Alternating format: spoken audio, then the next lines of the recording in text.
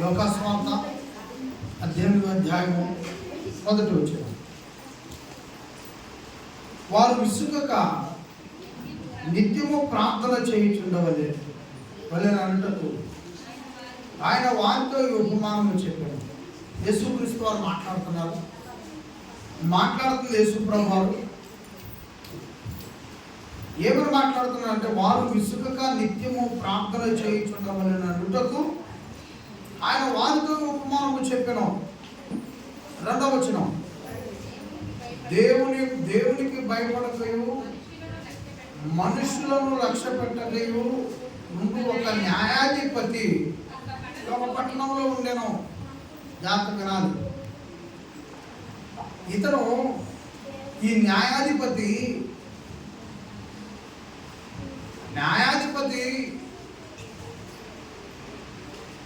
ఇద్దరికి సమాధానంగా ఉండాలి. మొదటిగా దేవునికి సమాధానంగా ఉండాలి. దేవుని తరపున పనిచేసేటువంటి ఈ వ్యక్తి కాబట్టి ప్రజలకు కూడా సమాధానంగానే ఉండాలి. అయితే న్యాయాధిపతి కరెక్ట్గా ఉంటే ప్రజలు వ్యతిరేకించే వాళ్ళు ఉంటారు. అది ఎక్కడైనా జరుగుతుంది సహజంగా. ఇప్పుడు న్యాయాధిపతి కరెక్ట్గా ఉన్నాడు అనుకోండి, కొంతమంది ప్రజలకు నచ్చుద్ది, కొంతమంది ప్రజలకి నచ్చదు. ఇది అనేక చోట్ల వినే సందర్భమే. లోకంలో కూడా జరుగుతుంది, అది రాజకీయాల్లో కూడా జరుగుతుంది, నటన రంగాల్లో కూడా జరుగుతుంది, ఉద్యోగ రంగాల్లో జరుగుతుంది, పనికిపోయే వాళ్ళలో కూడా జరుగుతుంది. పనికిపోయే వాళ్ళ దగ్గర కూడా అంటే ఇక్కడ గ్రామ స్థాయిలో నుండి ప్రపంచ స్థాయి వరకు న్యాయాధిపతి అనే వ్యక్తి కరెక్ట్గా ఉంటే కొంతమందికి నచ్చుతుంది, కొంతమందికి నచ్చనటువంటి విధానం ఇక్కడ నుంచి ప్రపంచం దాకా. కానీ అసలు న్యాయాధిపతి అడ్డాల వాడైతే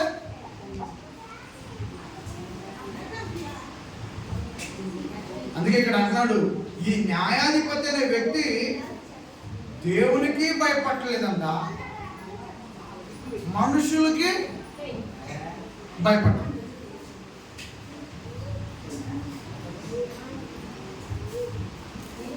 ఈ న్యాయాధిపతి ఎవరి తరపున నియమించబడ్డాడు? ఎవరి తరపున ఇతను న్యాయాధిపతిగా ఉన్నాడు అంటే, ఇతను న్యాయాధిపతిగా నియమించబడింది దేవుని తరపునే. దేవుని తరపున నియమించబడ్డాడు. దేవుని తరపున నియమించబడ్డప్పుడు దేవునికి భయపడాలా లేదా?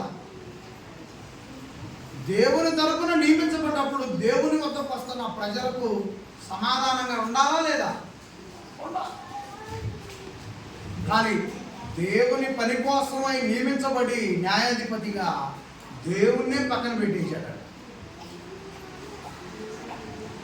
దేవుని వద్దకు వచ్చే ప్రజలకు న్యాయాధిపతిగా ఉండాల్సిన వ్యక్తి ఆ దేవుని వద్దకు వచ్చే ప్రజల్నే పక్కన పెట్టేశాడు. అంటే ఇక అతనుకున్న అధికారంతో స్వచ్ఛందంగా తన స్వలాభాలకు తన ఇష్టం వచ్చినట్టుగా జీవితాన్ని నడుపుతున్నట్టుగా. దేవునికి భయపడకయు మనుషులను లక్ష్య పెట్టకయు ఉండు ఒక న్యాయాధిపతి ఒక పట్టణంలో ఉండేది. 3వ వచనం, ఆ పట్టణంలో ఒక విధవరాలు ఉండెను. ఆమె అతని వద్దకు తరచుగా వచ్చి నా ప్రతివాదికిని నాకును న్యాయము తీర్చమని అడుగుచు వచ్చెను. కానీ అర్థమైందా? న్యాయాధిపతి అంటే ఏంటో అర్థమైంది కదా. న్యాయాధిపతి అనే వ్యక్తి ఎందుకు నియమించబడ్డాడు అని అంటే, ఇద్దరు వ్యక్తులు గొడవాడుకుంటే ఆ ఇద్దరు వ్యక్తులు న్యాయాధిపతి వద్దకు రావాలి. న్యాయాధిపతి వద్దకు వచ్చినప్పుడు వాళ్ళిద్దరూ వాదనలు విని ఎవరి వైపు తప్పు ఉందో, ఎవరి వైపు నీతి ఉందో తేల్చి, నీతి ఉన్న కల్లి వచ్చే వస్తువు కానీ, వచ్చే స్థలం కానీ, వచ్చే డబ్బు కానీ ఇప్పించి ఆ అన్యాయం చేసేవాడిని మందలించి పంపిస్తారు. ఆ అధికారం ఉంది న్యాయాధిపతి.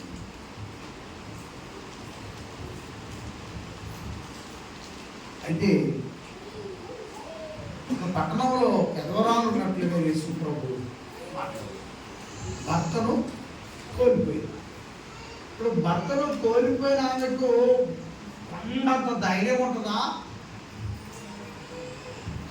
లేదంటే కొంత మేరకు తను కోల్పోయినటువంటి స్థితిని బట్టి బాధతో ఉంటుందా?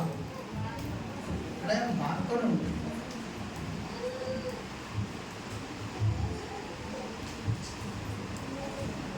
సో కాబట్టి ఖచ్చితంగా ఆమె పెదవరాలకి న్యాయం అనేది, ఆమె అన్యాయస్తురాలైతే న్యాయం చేయమని కాదు, అటు ఇరువైపుల న్యాయం ఏది కరెక్ట్గా విధి చేయాలి. అప్పుడు ఇక్కడ యేసు ప్రభు ఏం చెప్తున్నాడంటే, ఈ భర్తను కోల్పోయిన ఈ తల్లి ఆ న్యాయాధిపతి వద్దకు చాలాసార్లు వచ్చినట్లుగా చూస్తాం. అప్పుడు ఆమె ఏమడిగింది? ఈ న్యాయాధిపతిని, ఆ పట్టణంలో ఒక విధవరాలు నేను, ఆమె అతని వద్దకు తరచుగా వచ్చి నా ప్రతివాదికి, అంటే నాకు ఆపోజిట్గా ఉన్న వ్యక్తికి మాకు గొడవలు అవుతున్నాయి, మాకు న్యాయం తీర్చమని అడుగుచూ వచ్చాను. కానీ 4వ వచనం, అతడు కొంతకాలము ఒప్పుకొనకపోయాను. కొంతకాలము ఆమెకు న్యాయం చేయటం అనేది ఒప్పుకోలేదంట. అతను ఒప్పుకొనకపోయాను. తర్వాత అతడు, నేను దేవునికి భయపడకయు మనుషులను లక్ష్య పెట్టకయు ఉండినను ఈ విధవరాలు నన్ను తొందర పెట్టుచున్నదని గనుక ఆమె మాటికి వచ్చి భోజనకు ఉండినట్లు ఆమెకు న్యాయము తీర్చునని తనలో తాను అనుకునేను. జాగ్రత్తగా, ఈ న్యాయాధిపతి దేవునికి భయపడలేదంట, మనుషుల్ని లక్ష్య పెట్టలేదంట. అయినా కూడా ఆ విధవరాలు ఏం చేస్తుందంట, పలుమార్లు అతని దగ్గరకు వెళ్ళి నాకు న్యాయం చేస్తావా లేదా అంటే, దేవునికి భయపడని వాడిని, మనుషులను లక్ష్య పెట్టవాడిని ఏమంటారు? గర్వాంధుడు అనుకుందాం. అంతేగా, గర్వాంధుడు. కానీ అలాంటి గర్వము కలిగిన వాడిని కూడా ఏ వదిలిపెట్టండి. ఇలా అలాంటి అహంకారిని కూడా ఏమో వేదో చేయ, నాకు న్యాయం చేయమని పలుమార్లు. అప్పుడు ఆయన అనుకున్నాడట, ఆ న్యాయాధిపతి అనుకున్నాడు, ఈ విధవరాలు నన్ను తొందర పెడుతున్నది కనుక ఆమె మాటికి వచ్చి గోజాడుకున్నట్లు ఆమెకు న్యాయం తీర్చునని తనలో తాను అనుకున్నాడు.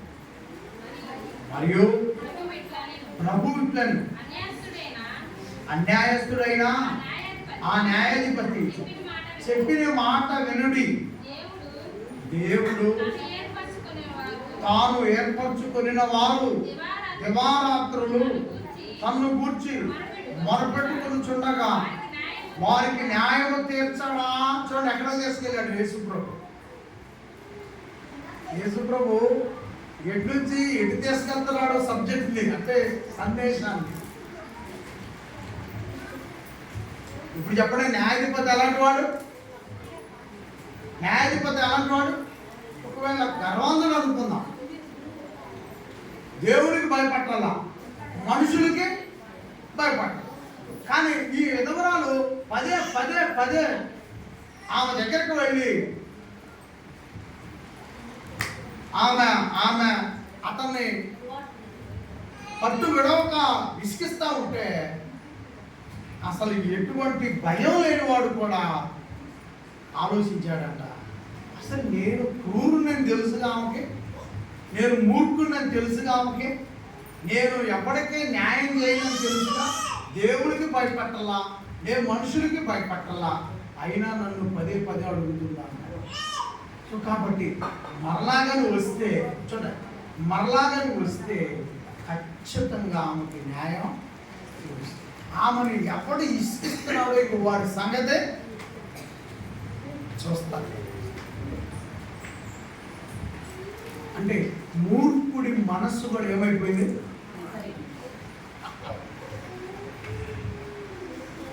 అక్కడి నుంచి తీసుకొని వచ్చింది. మీరు పదే పదే దేవుడిని అడుగుతూ ఉంటే ఒక మూర్ఖుడే మనసు మార్చుకున్నాడు, ఒక గర్వవంతుడే మనసు మార్చుకున్నాడు, ఒక అన్యాయస్తుడే మనసు మార్చుకున్నాడు. దేవుణ్ణి లెక్క చేయట్లేదు, మనుషుల్ని లెక్క చేయట్లేదు, ఇతనే ఆమెకి న్యాయం చేయాలని నిర్ణయించుకున్నాడు. అలాంటప్పుడు ప్రియమైన వాళ్ళారా, మీ పరలోకపు తండ్రి మీ విషయంలో ఇంకెంత వేగంగా ఉంటాడో ఆలోచించండి. మీ పరలోకపు తండ్రి మీ విషయంలో ఎలాంటి ఉద్దేశం కలిగి ఉన్నాడో మీరు ఆలోచించాలి. మీరు అడుగు ప్రతిసారి అది సరైనదైతే ఆయన తక్షణమే స్పందిస్తాడు, మీకు అందిస్తాడు, మీ దీవెనలను. అదే అంటున్నాడు యేసు ప్రభు. మరియు ప్రభు ఇట్లా నేను 6వ వచనం, అన్యాయస్తుడైన ఆ న్యాయాధిపతి చెప్పిన మాట వినుడి. నేను ఆమె మరలాగానే వస్తే మాటి మాటికి గోజాడుకుని ఉన్నట్లు ఆమెకు న్యాయం జరిగిస్తాను నేనని నిర్ణయించుకున్నాడంట. ఇది అన్యాయస్తుడైన న్యాయాధిపతి.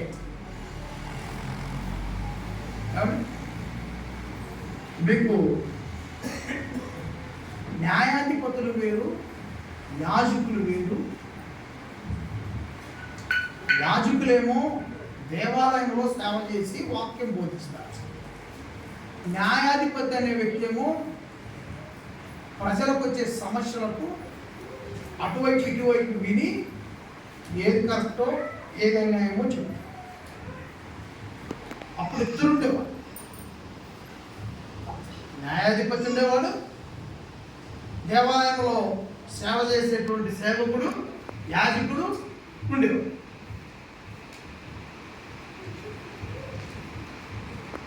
రాజు ఉండేవాడు. రాజు దేవాలయంలో యాజకుడు, ప్రజలకు న్యాయాధిపతి, ప్రజలను పరిపాలించే రాజు. ముగ్గురు. న్యాయాధిపతి ఏం చేసేవాడు? న్యాయాధిపతి యొక్క పని ఒక మాటలో చెప్తారు, ఎందుకంటే ఒకసారి వింటే ఇంకా అది తర్వాత మీకు ఆ న్యాయాధిపతి అనగానే గుర్తు రావాలి. న్యాయాధిపతి యాజకుడేమో దేవాలయంలో ఉంటాడు, న్యాయాధిపతి ఏమో ప్రజల్లో ఉంటాడు, రాజు ఏమో ప్రజలను పరిపాలిస్తాడు. ఒకరోజు ఒక రాజు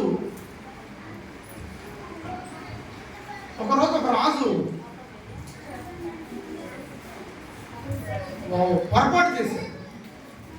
వాళ్ళని మనం నిందించకూడదు, కానీ బైబిల్లో తప్పు చేస్తే తప్పు అని రాశాడు, కరెక్ట్ చేస్తే కరెక్ట్ అని రాయించాడు దేవుడు. 100 కరెక్ట్లు ఉన్నాయి,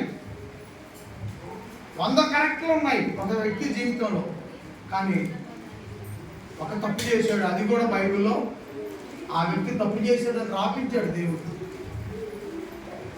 వాస్తవానికి మనమైతే ఇక్కడ కూర్చున్న మనమైతే మన పిల్లవాడు లేదా మన అమ్మాయో ఒక 1000 రూపాయలు మీకు తెలియకుండా తీసిందంటే ఆ పక్కన ఇంటికి చెబుతావా?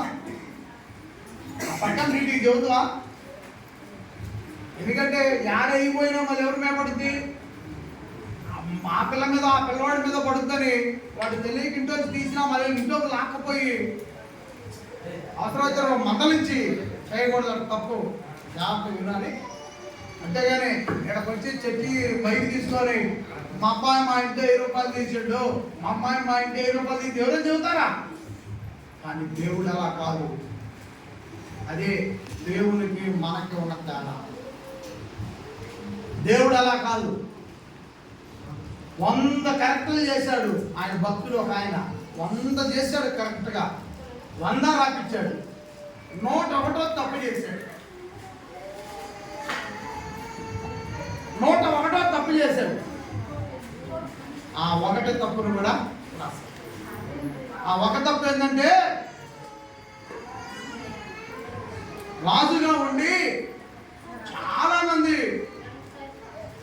అతని ఆర్డర్లో ఉన్నారు, కానీ అతను ఎక్కడో పని చేసుకుంటున్నాడు సైన్యంలో. ఆ పని చేసుకునేటువంటి వాతావరణంలో తప్పు చేశాడు. ఆయన దర్జాకి ఇంట్లో ఉన్నాడు, పొరపాటు చేసి ఇంట్లో ఉన్నాడు. రాజుని ఎవరైనా ఏమైనా అంటారా? అబ్బాయి రాజుని ఎవరైనా ఏమైనా అంటారా? ఏమనలేదు. కానీ అనే ఒకే ఒక దమ్మున్న వ్యక్తే న్యాయాధిపతి. రాజును కూడా నిలదీయగలిగిన వాడే న్యాయాధిపతి. తప్పు చేసి ఇంట్లో కూర్చున్నాడు. ఈ లోపల న్యాయాధిపతి రాజు దగ్గరికి వచ్చాడు. ఆ రాజు దగ్గరికి వచ్చినాక న్యాయాధిపతి వస్తున్నాడే దానికి ఈ రాజుకి ఆల్రెడీ స్టార్ట్ అయిపోయింది. ఇంకా రమ్మని లోపలికి రమ్మని అన్నాడు. రాజు దగ్గరికి వెళ్ళి కూర్చున్నాడు. ఏంటి న్యాయాధిపతి, ఏంటి పని మీద వచ్చావు? రాజా, ఓ పెద్ద పని మీదే వచ్చాను అన్నాడు న్యాయాధిపతి. ఏంటో చెప్పు అనగానే అప్పుడు న్యాయాధిపతి చెప్పడం ప్రారంభించాడు. అయ్యా రాజుగారు, నేను చెప్పేది నువ్వు కరెక్ట్గా వినాలి. ఓకే వింటాను, చెప్పు. అయ్యా, ఒక వ్యక్తికి 100 గొర్రెలు ఉన్నాయి. Okay, right, very good. అయితే ఏం జరిగింది? మరో వ్యక్తికి 10 గొర్రెలే ఉన్నాయి. అయితే ఈ 100 గొర్రెలు ఉన్న వ్యక్తి ఈ 10 గొర్రెలు ఉన్న వ్యక్తి దగ్గరకు వచ్చి ఓ గొర్రెని దొంగిలించుకొని పోయాడు. అందులోనే రాజుకి విపరీతమైన కోపం వచ్చింది. న్యాయాధిపతి, ఎవడు వాడు, ఎవరున్నారు ఇక్కడ? అందులోనే బట్టలు వచ్చి పడ్డారు. రాజు పిల్లములను వచ్చి పడ్డారు. ఇదిగో న్యాయాధిపతి ఎవరో విషయం చెప్తున్నాడు. ఆ ఒక్క గొర్రె దేశం పోయినాడు. 10 గొర్రెల్లోంచి ఒక్క గొర్రె దేశం పోయినా ఆ 100 గొర్రెల వ్యక్తి ఎవరో తీసుకొచ్చి తక్షణమే ఉరిశిక్ష చేయండి అని రాజు కేకలు పెడతా ఉన్నాడు. అప్పుడు ఈ న్యాయాధిపతి అన్నాడు, ఆ 100 గొర్రెలు ఉన్న వ్యక్తివి నీవే, ఆ 10 గొర్రెలు ఉన్న వ్యక్తిలో ఒక గొర్రె తీసుకుపోయింది నీవే అన్నాడు రాజుని. నీవే, ఆ 10 గొర్రెల్లో ఒక గొర్రెను తీసుకుపోయింది నీవే అన్నాడు. రాజుని నిలదీశాడు.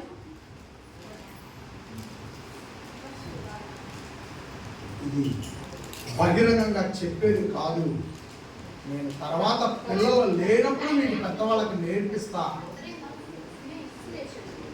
అలాంటి స్టోరీ. న్యాయాధిపతి అంటే రాజును కూడా నిలదీయగలిగిన వాడు. న్యాయాధిపతి అంటే రాజును కూడా నిలదీయగలిగిన దమ్మున్న వ్యక్తి న్యాయాధిపతి అంటే. కాబట్టి ప్రియులారా, ఆ న్యాయాధిపతుల్లో ఒక న్యాయాధిపతి సంసోను. మనకు న్యాయాధిపతులు చాలా మంది ఉన్నారు. వాళ్ళలో ఈ సంసోను అనేటువంటి ఒక న్యాయాధిపతి ఉన్నాడు. ఆయన జీవితం కూడా వచ్చినప్పుడు చెప్తాను నేను మీకు, చాలా చెప్తాను, చాలా విషయాలు.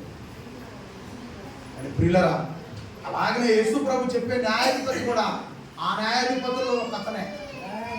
న్యాయాధిపతుల్లో ఒక అతనే, కానీ ఎలాంటి వాడంట? చెడ్డవాడైపోయాడంట. దేవుడి కోసం పనిచేయాల్సిన వాడు తనకు తాను, తన కుటుంబం కోసం స్వార్థంగా పనిచేసుకున్నాడంట. తన కుటుంబం కోసం దేవుడిని వదిలిపెట్టి దేవునికి ఏమి చేయకుండా ఏదో నామమాత్రంగా చేస్తూ ఏదో మమమ్మ అనిపించుకునే దానికి చేస్తూ, అది దేవుడి దృష్టిలో గుర్తింపు రాదు. దేవునికి చేయాలి, నీ కుటుంబానికి చేయాలి. అది ప్రియమైన దేవుని బిడ్డలారా, ఒకప్పుడు న్యాయాధిపతి నియమించబడేవాడు కొంతమందిలో ఒక్కడిగా. కానీ యేసు ప్రభు వచ్చిన తర్వాత యేసు ప్రభు ఇచ్చిన ఆశీర్వాదం ఏంటంటే, యేసు ప్రభు ఇచ్చిన గొప్ప దీవెన ఏంటంటే,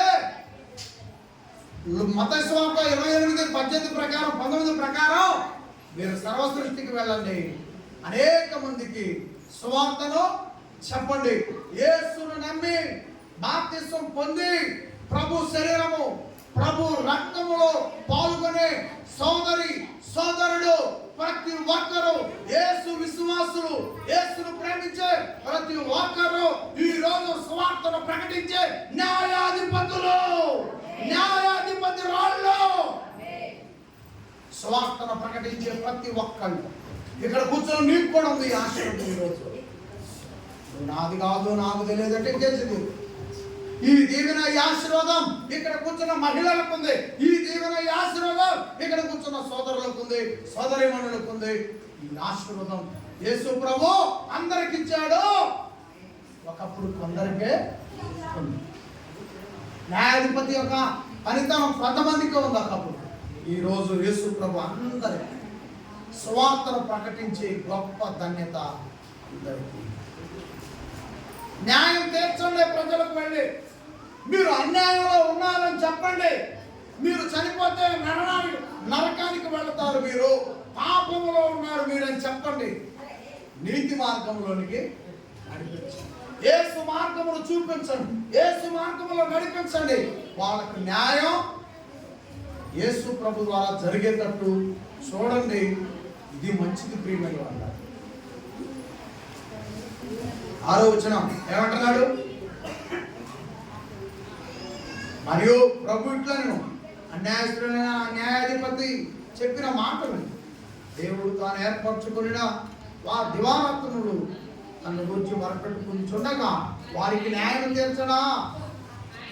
8వ వచనం ఆయన వారికి త్వరగా న్యాయం తీర్చును, వారి విషయమే కదా ఆయన దీర్ఘశాంతము చూపుతున్నాడని మీతో చెప్పుచున్నా. ఆయనను మనిషి కుమారుడు వచ్చినప్పుడు ఆయన భూమి మీద విశ్వాసము కనుగొననా. యేసు ప్రభు వస్తే విశ్వాసం ఉన్న వాళ్ళను కనుగొంటాడంట. అందుకే ఈ పూట విశ్వాసాన్ని బట్టి ఆనందపడగలరు. నీ చివరి శ్వాస విడిచిపెట్టేదాకా ఉండాలి ఆ విశ్వాసం. ఈ పూట నేను ఇవాళ భక్తిగానే ఉన్నాను అనుకోకో. కాబట్టి దేవుడు కనుగొంటాడంట. యేసు ప్రభు వస్తే కనుగొంటాడంట. దేవుడి పట్ల ఎంతమందికి విశ్వాసం ఉంది, ఎంతమందికి విశ్వాసం లేదని కనుగొంటాడంట. ఆ రోజు చాలా బాధకరమైన రోజు. మనలో విశ్వాసం నాలో నీలో లేకపోతే దుఃఖకరమైన సందర్భం. కాబట్టి పట్టుకున్న విశ్వాసాన్ని కష్టాలు వచ్చినా యోబు గారు విడిచిపెట్టలేదు, ఒంటికి తుప్పులు వచ్చినా లాజరు గారు విడిచిపెట్టలేదు, సమస్యలు వచ్చినా విడిచిపెట్టలేదు, తిరిగి మరలా 200 దీవెనలు యోబు గారికి వచ్చినా విడిచిపెట్టలేదు, పోయినా విడిచిపెట్టలేదు, మరలా డబ్బులు వచ్చినా విడిచిపెట్టలేదు. మనం ఎప్పుడు కూడా విడిచిపెట్టకూడదు విశ్వాసం. అది ఆరోగ్యంతో ఉన్నా అనారోగ్యంతో. ఆరోగ్యంతో ఉంటే ఏం చేస్తాం? మంచి మాంసం కూర వండుకొని మన ఆకలి తీరిగా తింటాం, విశ్వాసాన్ని విడిచిపెట్టకూడదు. అనారోగ్యంతో ఉన్నప్పుడు ఏం చేస్తాం? కొంచెం కొబ్బరి నీళ్ళు తాగమ్మా, ఇంకేం అవసరం లేదంటారు డాక్టర్. అప్పుడు ఏం చేయాలా? జ్వరం ఏదో వచ్చింది, ఒక ఇడ్లీ తిని ఒక గిడ్డ కొబ్బరి బోండం నీళ్ళు తాగంటారు. అప్పుడేం చేస్తాం? విశ్వాసాన్ని ఆ రోజు కూడా విడిచిపెట్టకూడదు. కొబ్బరి నీళ్ళే తాగి ఉంటున్నప్పుడు అనారోగ్యం వచ్చినప్పుడు అప్పుడు ఆ టైంలో విశ్వాసాన్ని వదిలిపెట్టకూడదు. తర్వాత ఆరోగ్యం వచ్చినప్పుడు మనం ప్లేట్ నిండా మంచి భోజనాలు పెట్టుకుంటాం, మన ఆకలి తీరిగా తింటాం. ఆ రోజు కూడా విశ్వాసాన్ని సమానంగా ఉండాలి. ఏమండి? 11వ వచనం, 9వ వచనం, తామే నీతిమంతులమని తమను నమ్ముకొని ఇతరులను తృణీకరించు కొందరితో ఆయన ఉపమానం చెప్పాను. మళ్ళా చెప్తున్నాడు ఆయన ఉపమానం. 10వ వచనం, ప్రార్థన చేయుటకై 2 మనుషులు దేవాలయమునకు వెళ్ళి వారిలో ఒకడు. మొదటి వ్యక్తినే మీరు గుర్తుపెట్టుకోండి. ఈ వ్యక్తి ఎవరంట? పరిసయ్యుడు. మరొక వ్యక్తి సుంకరు. ఒక వ్యక్తి ఏమో పరిసయ్యుడు, మరొక వ్యక్తి ఏమో సుంకరి. పరిసయ్యుడు సుంకరి. పరిసయ్యుడు చూడండి, పరిసయ్యుడు నిలబడి 11వ వచనం, పరిసయ్యుడు నిలబడి, దేవా నేను చోరులను, అన్యాయస్తులను, వ్యభిచారునైనను, ఇతర మనుషుల వలనైనా, ఈ సుంకరి వలనైనను ఉండనందుకు నీకు కృతజ్ఞతాస్తుతులు చెల్లించుచున్నాను. ఏమని చెప్తున్నాడు? నేను దొంగన కాదు, నేను అన్యాయస్తుని కాదు, నేను వ్యభిచారిని. అతను పలికిన మాటలు, ప్రార్థనలో పలికిన మాటలు కూడా యేసు ప్రభు రాయించాడు. ఇక్కడ ఈ పరిసేయుడు దేవాలయానికి వెళ్ళాడు. దేవాలయానికి వెళ్ళి మనలాగా వచ్చి కూర్చున్నాడు. కూర్చొని ప్రార్థన చేసుకున్నాడు. ఏమని? దేవా, నేను దొంగన కాదు, దేవా నేను అన్యాయస్తునే కాదు, దేవా నేను వ్యభిచారి కాదు. అంతటితో ఆగివా? పక్కన వ్యక్తి ప్రార్థన చేసుకుంటాడంట. అతనితో కూడా చెబుతున్నాడు, ఇదిగో ఈ శంకర వలె నేను, చూడండి అక్కడ చెప్పిండ, అక్కడ చెప్తున్నాడు, ఇతర మనుషుల వలనే ఈ సుంకరి వలనైనను ఉండనందుకు నీకు కృతజ్ఞతాస్తుతులు. ఈ సుంకరి లాగైనా నేను లేకుండా ఉన్నందుకు. ఒకవేళ సుంకరి గుడిసెలో ఉన్నాడా? పరిసేయుడు ఇలాంటి బిల్డింగ్లో ఉన్నాడా? అందుకని నన్ను ఈ సుంకరిలాగా గుడిసెలో ఉంచనందుకు స్తోత్రం.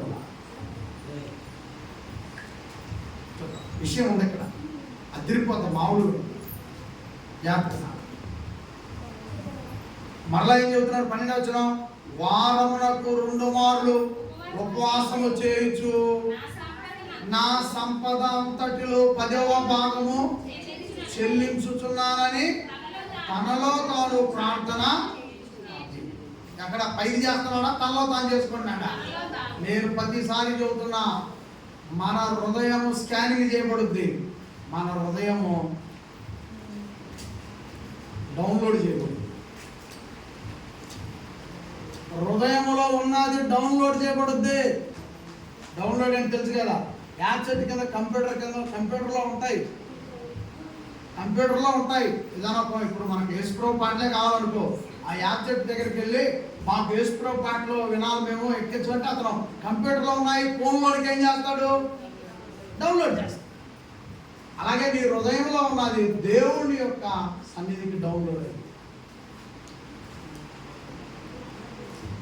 నీలో నీవు అనుకున్నా డౌన్లోడ్ అయింది పైకన్నా. అందుకే జాగ్రత్త. ఏం చేస్తున్నాడంటే ఇతను వారానికి 2 సార్లు ఉపవాసం ఉంటుందంట. ఆయన సంపాదన అంతట్లో 10వ భాగం ఇస్తున్నాడంట, చెల్లించున్నాడు. తనలో తాను చాలు. మరి ఇప్పుడు ఇంకొక వ్యక్తి వచ్చాడు కదా, అతని పక్కన ఇంకొక వ్యక్తి ప్రార్థన చేసుకుంటున్నాడు కదా, మరి అతని గురించి యేసు ప్రభు ఏం చెప్పాడు కదా? 13వ వచనం, అయితే సుంకరి దూరంగా నిలబడి. చాలా మంది ప్రార్థనకి ఇక్కడ వచ్చేటప్పుడు లేదు, అవి గేడ దాటానికి వస్తారు. అంటే మా మాస్టర్గా ఏం పోతుంది, ఎవరు పోతారు పెట్టుకొని వస్తారు. కానీ ఈ సుంకరట ఎక్కడ నిలబడ్డాడట? అదే చెప్తున్నాడు, సుంకరి దూరముగా నిలబడి ఆకాశం వైపు కన్నులెత్తుటకైనను ధైర్యము చాలక రమ్ము కొట్టుకొనుచు, దేవా దేవా పాపినైన నన్ను కరుణింపమని పలికెను. 2 కూడా ప్రార్థనలే. పరిసేయుడు చేసింది ప్రార్థనే, సుంకరి చేసింది. పరిసేయుడు ఏమని చేస్తున్నాడు? తల పొగరుతో చేస్తున్నాడు. పరిసేయుడు ఏమని చేస్తున్నాడు? తల విరుసుతనంతో చేస్తున్నాడు.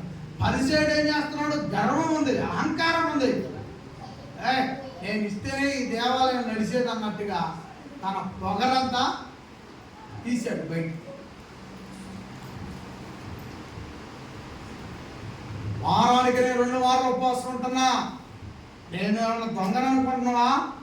ఓ దేవా, ఏది నేను దొంగనా అని చెప్తాడు.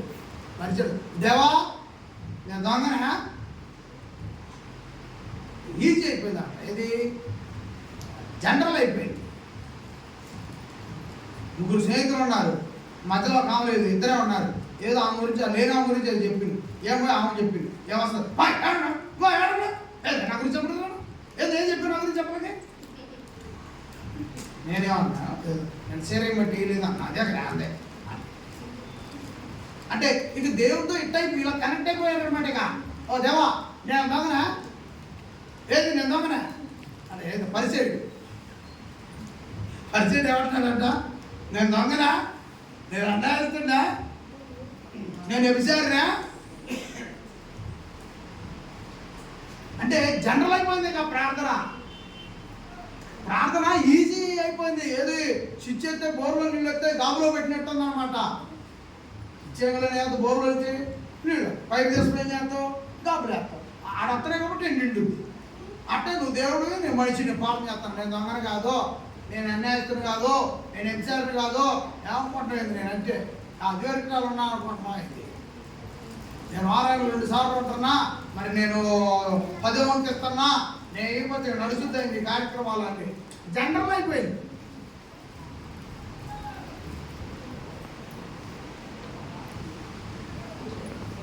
ఎప్పుడు కూడా అలాంటి మనుషులు అనేది నీవు ఊపిరి ఉన్నంత కాలం ఇలాంటి సుంకరి లాంటి ప్రార్థన నీ జీవితంలోనికి, దేవుని పట్ల సులకతనం, ఈ సహవాసం పట్ల సులకనతనం నీ జీవితంలోనికి, నీ హృదయంలోనికి రానియొద్దు ప్రియమైన దేవుడు.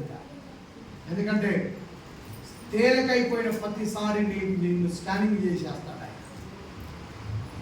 అప్పుడు సుంకరి ఏమని చేస్తున్నాడట, సుంకరి 13వ వచనం, అయితే సుంకరి దూరంగా నిలబడి ఆకాశం వైపు కనులెత్తుటకైనను ధైర్యం చాలక రొమ్ము కొట్టుకొచ్చు, దేవా నేను పాపం, పాపంలో ఏదో పాపం నా జీవితంలో చిన్న జరుగుతూ ఆ పాపములను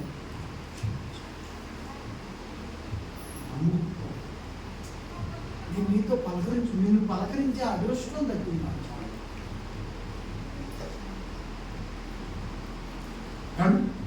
అంత దేవుడు. నేను అదే చెప్తున్నాను, విశ్వాసమైన నీవు ప్రతిరోజు మారు మనసు పొందాలి. నేను చాలాసార్లు చెప్పాను ఈ మాట. నేను వినలేదనంటే నాలో భయంకర పాపం అంతే. ప్రతిరోజు విశ్వాసి ప్రభు శరీరం, ప్రభు రక్తం పొందే ప్రతి ఒక్క కుటుంబం, ప్రతి ఒక్క వ్యక్తి ఒక్కరోజు బాప్తిస్మం నీళ్ళలో మునిగే రోజు కాదు, సావు దాకా నీ మారు మనసు ఉండాలి, చచ్చిపోయేదాకా. ఇదే సుంకరి ప్రార్థన మన జీవితంలో ఉండాలి. ప్రతిరోజు సాయంత్రం చేస్తారు. నాలో పిల్లల్లో, సంఘంలో ఎంతో అంతో పొరపాట్లు పాడవ టైంలో జరుగుతుంది. మమ్మల్ని ప్రభు క్షమాపణతో తగ్గించుకోవాలి. పాస్టర్ గారిని దేవాన్ని ఏం పర్లేదు, జనాలే నాకు పర్లేదు, నాకు జనం గురించి నేను ఆలోచిస్తున్నా, అయ్యా వాళ్ళ కాదు. ఇక్కడి నుంచే మొదలెట్టాలి, ఇక్కడి నుంచే. కాబట్టి ప్రియమైన వాళ్ళరా, ఈ విషయాలు తప్పకుండా ప్రతి ఒక్కరూ కూడా ఈ అధ్యాయాన్ని వల్ల మీరు ఇంటికి వెళ్ళి బైబిల్ చక్కగా చెప్పేసి నీకు ఎక్కడ అడ్డం లేకుండా ఉంటుందో ఆ ప్లేస్లో పెట్టి, అంతేనా? తీసుకొని చక్కగా వెళ్ళి మళ్ళీ జిప్పు తీసి చదవాలా నీకు అడ్డం లేని ప్రదేశంలో పెట్టాలా, చదవాలి. నాకు రాసి చదువంటే 3వ తరగతి చదివే పిల్లలు ఖచ్చితంగా తెలుగు చదువుతారు. 3వ తరగతి పిల్లలు ఏమైనా ఏంటో వాళ్ళ చేత చదివించు.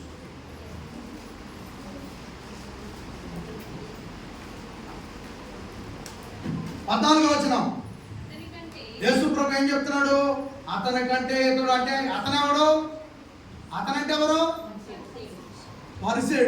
పరిసేయుడు కంటే సుంకరి. ఇతనంటే సుంకరి. అతని కంటే పరిసేయుడి కంటే సుంకరి నీతిమంతుడిగా తీర్చబడి తన ఇంటికి వెళ్ళనని మీతో చెప్పుచున్నాను. ప్రియమైన వాళ్ళారా, సుంకరి నీతిమంతుడిగా తీర్చబడినట్లుగా మనము చూస్తాము. తన్ను తాను హెచ్చించుకున్నవాడు తగ్గించబడుననియు, తన్ను తాను తగ్గించుకున్నవాడు హెచ్చింపబడుననియు చెప్పాను. యేసు ప్రభు హెచ్చించుకుంటే తగ్గించబడతామని చెప్పాడు. తగ్గించుకుంటే అది సంఘం ప్రతి ఒక్కళ్ళు కూడా ఈ రెండు విషయాలను మనసులో పెట్టుకోండి. సరే, దేవుడికి ఒక వస్తువు ఇచ్చిన దేవుని సన్నిధిలో లేదా కానుక వేసిన ఏదైనా ఒక భూమిని రాసిచ్చినా ఏదైనా వెళ్ళి నీ యొక్క మెయింటెనెన్స్ వినియోగించి దేవాలయంలోనికి ఏదైనా ఒక రూపంలో అవసరాలకు ఏదైనా నువ్వు బయట తెలిసిన మార్గంలో నువ్వు తీసుకొచ్చి ఇక్కడ పెట్టినా, నువ్వు ఏ విధమైన నీ రాబడిలో ఇచ్చినా, నువ్వు తెలిసిన మార్గంలో నుండి తీసుకొచ్చినా, నువ్వు ఏ వస్తువు ఇచ్చినా, ఏ భూమి ఇచ్చినా, ఏ చెట్టు ఇచ్చినా, కానుకలో బాక్స్లో వేసినా, నీవు నేను పిల్లలు తగ్గించుకునే ఏమండి తగ్గించుకునే ఉండాలి. 15 వచనం, తమ శిష్యులను ముట్టవలనని కొందరు ఆయన వద్దకు వారిని తీసుకొని రాగా 10 నిమిషాలు ఉన్నమనపై ఆయన తమ శిష్యులను ముట్టవలనని కొందరు ఆయన వద్దకు వారిని తీసుకొని రాగా ఆయన శిష్యులు ఇది చూసి వారిని గద్దించి, అయితే యేసు వారిని తన వద్దకు పిలిచి తన బిడ్డలను చిన్న బిడ్డలను ఆటంకపరచు, వారిని నా వద్దకు రానియుడు, దేవుని రాజ్యము ఇలాంటి వారిని. చిన్న బిడ్డ వలె దేవుని రాజ్యము అంగీకరింపని వాడు, చిన్న బిడ్డ వలె దేవుని రాజ్యము అంగీకరింపని వాడు దానిలో ఎంత మాత్రమునో ప్రవేశింపుడని మీతో నిశ్చయముగా చెప్పుచున్నాను. ప్రియ దేవుడు, చిన్నపిల్లలు ఎలాంటి క్లారిటీగా ఉంటారో పెద్దవాళ్ళు కూడా అలాగే ఉండాలి. పెద్దవాళ్ళు కూడా అలాగే ఉండాలి.